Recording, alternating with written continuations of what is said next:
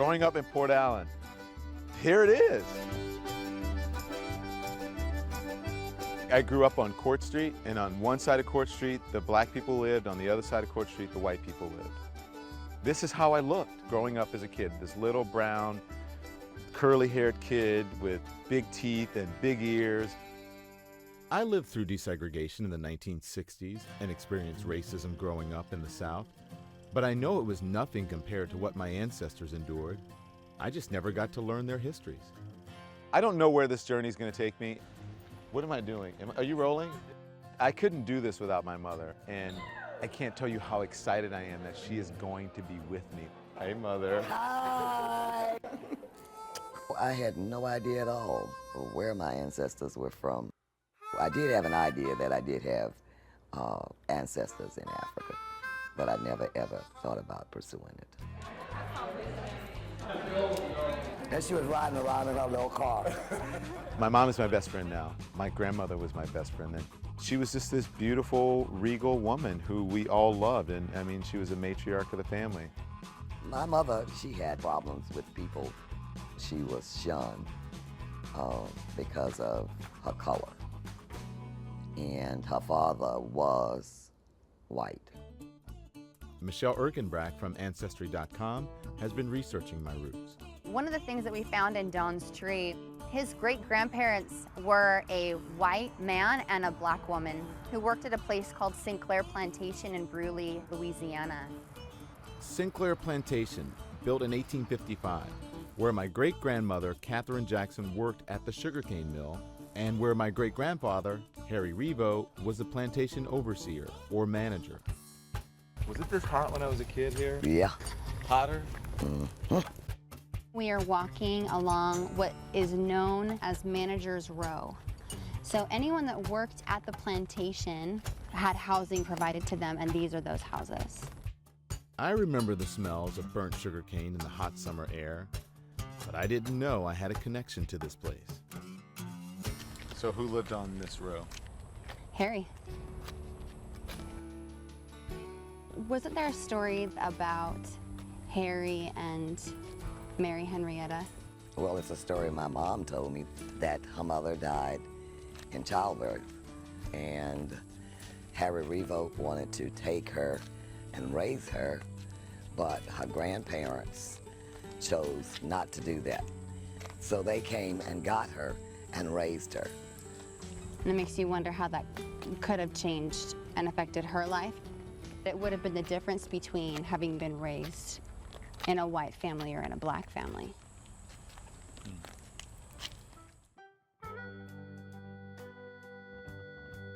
Harry Revo. This is him in 1910. He's also living in West Baton Rouge, and Odile is his wife.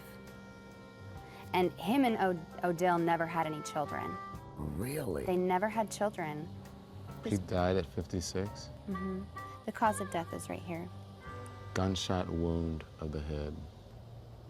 His suicide was in the papers. Mr. Revo, who had been in ill health for several months, killed himself Saturday by placing a 12-gauge pump gun to his head and pulling the trigger. The coroner's jury brought in a verdict of suicide. But why would he kill himself? What was going on in his life? Maybe not having a relationship with his child, and he never had children. And that was the only child, and she was black. I wish I had asked my grandmother what she knew about her father, or how much he tried to be a part of her life. Who bought the house? He did, for my mom. He bought it and gave it to her, Mm-hmm. right? This is someone that he cares for and is trying to provide for in his own way, because you didn't know that he had done that. No, I never knew that. My And mom said she saved the money to buy it. Mm. And she never worked, so we wondered how she saved the money. Sure, she had her ways, right? She had her ways. That's a family thing.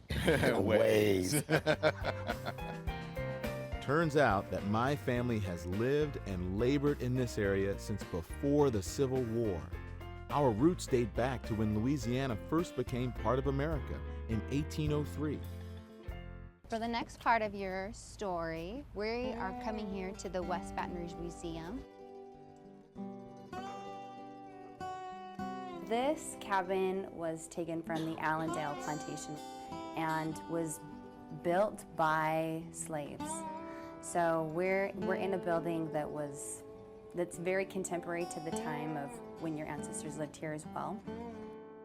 I want to shift back over to Catherine Woods, your third great-grandmother. Now we don't know who her father was, but there's a candidate. His name was Clemens Woods. Black male, 68. He was born in Louisiana, and his father was born I can read Africa. Africa. So Clemens represents that first generation that was born in the States, and his father represents one of the last generations to come directly from Africa. The next question is, where in Africa do you think he might have been from? I am confronted with the question, who do I think I am? It's something only my ancestral DNA could show. So these are your results. 76% African and 22% European. And then you've got 25% Nigeria and 22% Cameroon and Congo. 50% of your genetic makeup comes from that specific region in Africa. Wow. My ancestry is deeply rooted in what is now known as the Slave Coast. My mom and I traveled to Ghana's Cape Coast Castle, the main exit point for slaves coming to the United States. Esso, Yeah. nice to meet you. Nice meeting you. This is my mother, Catherine. Hi, Mom. Hi, You how are warmly are you, welcome. Leslie? So Why are we here? So we're going to take a tour. I'm going to take you back in time. This was the male slave dungeon. This was constructed in around 1792. It was designed for 1,000 people. In here? Yes. Can you imagine being this dark? They stayed here for about 3 months on the average. What, In this darkness, yes. It felt like a descent into hell. I felt like this must be what it's like to enter hell. I couldn't believe that people walked down that path and then walked through here and then spent months in here if you survived. This was a dungeon for the troublemakers, those who were inciting rebellions and instigating violence. But it was dark in here. It was dark in here. Right. They were held here in chains. So you see the hole on the wall? The holes on the wall. They were held in chains. And this channel served as a drainage for their feces and urine. The floor on which you are standing now has been excavated. It's made up of feces, blood, decomposed bodies, clothes, food, vomit, sweat, and perhaps the tears of the occupants of the dungeon. I kept looking for places to escape, and there was no escape.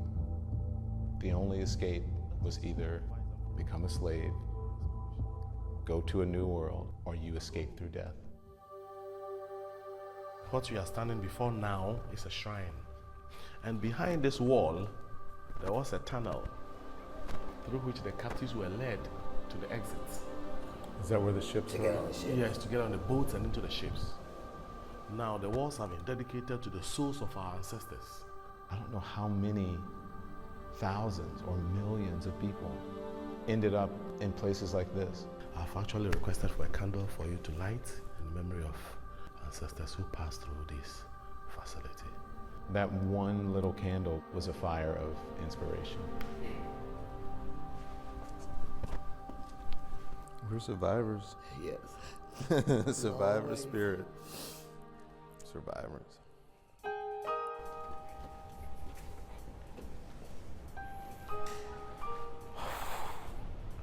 Door of no return. Through this door, they left behind the known for the unknown.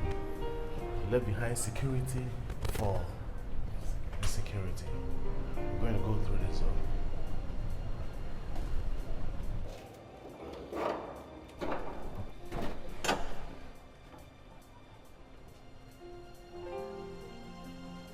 You want to go? And then you walk through, not the passage you came in, but then through another passage, through the door of no return, and then onto a ship, away from your family, And then who knows what happened to you after that.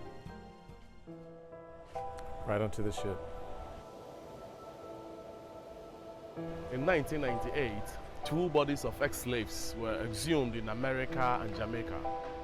They were brought back through this door to reverse the trend of no return. I was thinking there, I just can't hold it in anymore. I wake up every day, my life is like a dream. Every day I feel like I'm dreaming. I have such a wonderful life. I am so blessed and so fortunate. I want all those people who think that they can't survive and all those people who say, well, I can't do this, I can't do that. I want to show people that that isn't true. You can do whatever you want. So on behalf of the government and people of this country, it's my pleasure to welcome you back. Who do I think I am? I know that I'm a survivor, and I came from a group of people who are survivors. Why wouldn't I want to do the best that I could to honor those people?